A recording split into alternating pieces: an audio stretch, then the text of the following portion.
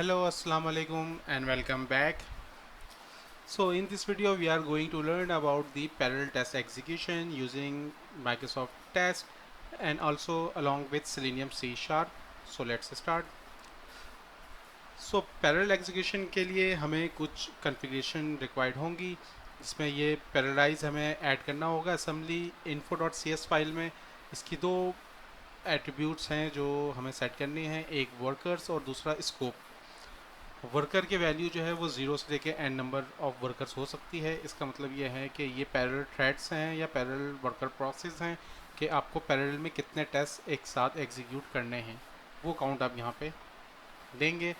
और सेकेंडली आपको स्कोप बताना है कि आपकी जो ये पैरेलल एग्जीक्यूशन है ये मेथड लेवल पे है या क्लास लेवल पे है। अगर हम ये नहीं देते हैं तो डिफ़ॉल्ट में क्लास लेवल है, और या हम मेंशन भी कर सकते हैं कि जो एग्जीक्यूशन स्कोप है वो हमारे क्लास है कि मल्टीपल क्लासेस पैरेलल में एक साथ चलेंगी या मल्टीपल मेथड्स या टेस्ट मेथड पैरेलल में एक साथ एग्जीक्यूट होंगे। अच्छा, कुछ और चीज़ें भी हैं, जस्ट लाइक हम रन सेटिंग की फ़ाइल जो है वो क्रिएट कर सकते हैं हमारा जो सोल्यूशन है उसकी रूट पे, और यहाँ पे भी हम ये सेटिंग दे सकते हैं। तो इसका फ़ायदा ये है कि अगर आप मल्टीपल प्रोजेक्ट्स आपके हैं एक साथ, मल्टीपल जो हैं वो डीएलएल्स हैं या मल्टीपल असेंबलीज़ हैं, तो ये जेनेरिक हो जाएगा सारे असेंबलीज़ के लिए अगर हम इस टाइप पे करते हैं। वरना नॉर्मल एक सिंगल प्रोजेक्ट के लिए आपको जो ये वाली लाइन है असेंबली इन्फो में ऐड करनी होगी। So let's move to visual studio ताकि हम वहाँ पे ये परफॉर्म करके देख सकें। सो ये हमारा एक नॉर्मल जो है एम एस टेस्ट का प्रोजेक्ट है। इसके अंदर जस्ट मैंने सेलेनियम को इंटीग्रेट किया हुआ है। सेलेनियम इंटीग्रेशन के लिए मेरी वीडियो अवेलेबल है, I will also share the link in the description as well. So हम क्या करने जा रहे हैं, हमें जो है वो assembly.info में पैरेलल ऐड करना है। उससे पहले मैं जो है वो जो ये टेस्ट केस हैं हमारे, हम इसे इनका काउंट बढ़ा के मैं इसे कर देता हूँ parallel execution test case number 2 and parallel execution test case number 3। So we have now 3 test case. तो अब मैं इन्हें एग्जीक्यूट करूँ तो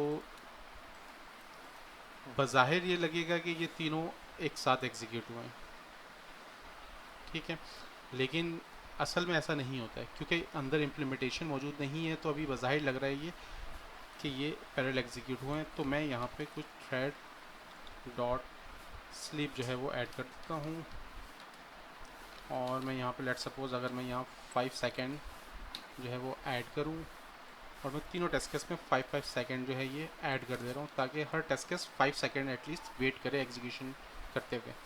अच्छा, मे बी आपके साथ ऐसा हो कि ये थ्रेड डॉट स्लीप रिजॉल्व ना हो रहा हो, तो ये सिस्टम डॉट थ्रेडिंग में मौजूद होता है। आप इसे राइट क्लिक करके रिजॉल्व कर सकते हैं। मैं इसे अगर शो करूँ कि लेट सपोज अगर मैंने ये नहीं है तो ये एरर आएगा। आप इसे इस तरह से आके रिजॉल्व कर सकते हैं, ठीक है। अच्छा, अब मैं इन तीनों टेस्ट केस को अगर एग्जीक्यूट करता हूँ तो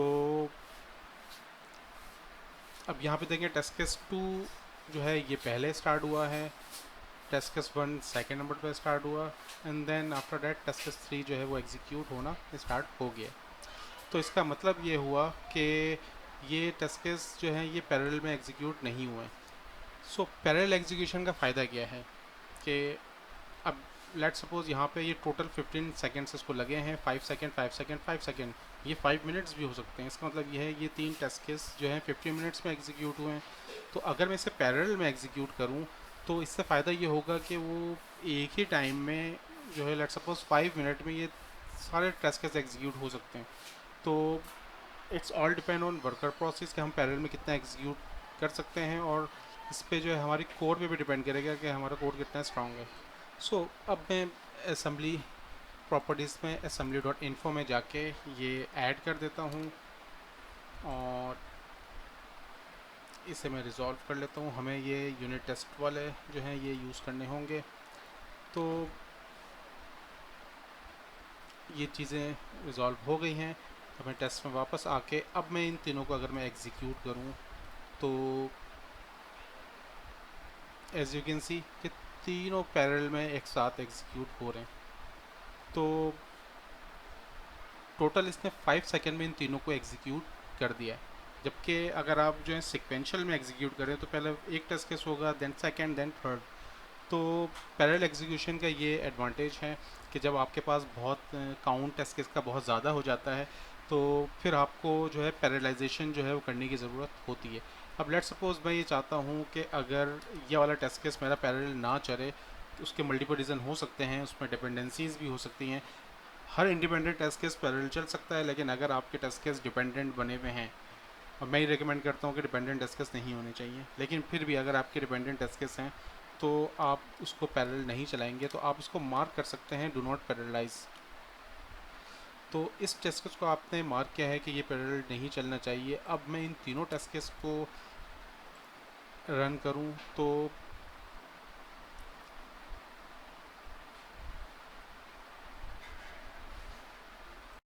हम कोड को रिकम्पाइल कर लेते हैं।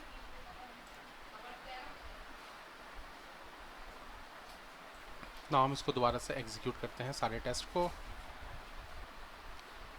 सो एज यू कैन सी कि टेस्ट केस नंबर 2 जो है वो पैरेलल में नहीं चला, वो दो पैरेलल में चल गए, उसके बाद टेस्ट केस 2 स्टार्ट हुआ है। रीज़न क्या है कि मैंने टेस्ट केस 2 को डू नॉट पैरेललाइज मार्क कर दिया। इसका मतलब यह है कि आप वो टेस्ट केस जिनको आपको पैरेलल एग्जीक्यूट नहीं करना है, आप उस पर ये टैग जो है वो ऐड कर सकते हैं।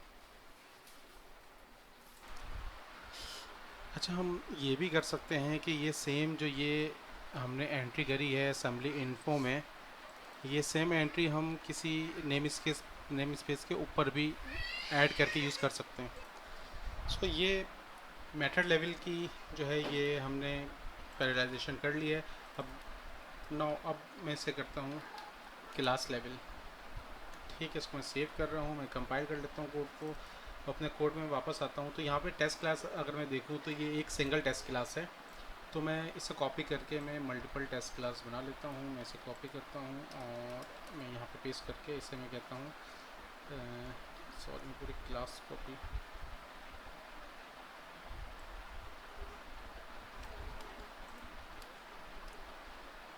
तो ये मैं टेस्ट क्लास को मैं कहता हूँ यूनिट टेस्ट 2। और क्योंकि क्लास है तो उसके अंदर सेपरेट हो सकता है। तो एज यू कैन सी कि दो क्लासेस यहाँ पे हो गई हैं और उसके अंदर 6 टेस्ट केस हैं। तो अब मैंने क्योंकि क्लास लेवल पे किया हुआ है और मैं अगर इसे एग्जीक्यूट करूँ इन दोनों क्लासेस को,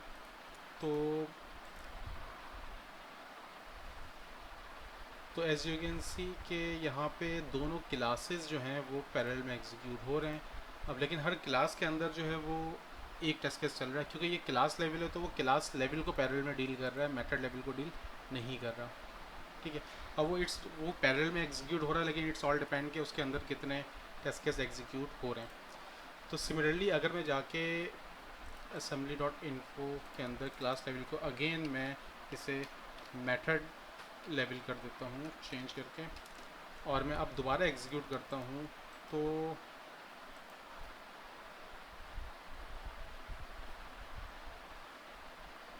जी, हम क्लास लेवल हमने कर दिया है, कोड को रिकम्पाइल कर लिया है। अब मैं यहाँ पे रन ऑल करता हूँ तो इसे देखें तो ये दोनों क्लास जो हैं ये पैरेलल में एग्जीक्यूट हो रहे हैं, ये यूनिट टेस्ट 1 क्लास और यूनिट टेस्ट 2 क्लास। तो ये क्लास लेवल पे अब उस क्लास के अंदर मल्टीपल जो हैं वो मेथड्स हो सकते हैं। तो सिमिलरली अगर मैं इसे करता हूँ मेथड लेवल, तो इसे मैं कोड को दोबारा से जो है वो रीबिल्ड कर लूँ, तो अब अगर मैं ये एक क्लास को एग्जीक्यूट करूँ तो इसके अंदर जो है वो जो सारे मेथड हैं वो पैरेलल में एक साथ एग्जीक्यूट होना शुरू हो जाएंगे, क्योंकि हम मेथड लेवल हमने सेट किया है। सिमिलरली अगर मैं क्लास 2 को एग्जीक्यूट करूँ तो इसके भी सारे जो मेथड हैं या जो टेस्ट केस हैं, टेस्ट मेथड हैं, वो पैरेलल में एक साथ एग्जीक्यूट होना शुरू हो जाएंगे। सो ये पैरेलल एग्जीक्यूशन वाली चीज़ होप समझ में आ गई होगी, और फीडबैक जो है वो लाजमी दीजिएगा। इसकी नेक्स्ट वीडियो में इसका जो पार्ट 2 है उसमें मैं सेलेनियम के साथ जो है इस पैरेलल को इंटीग्रेट करके दिखाऊंगा। तो thank you for your time. इंशाल्लाह we will meet in our next video. अल्लाह हाफिज़।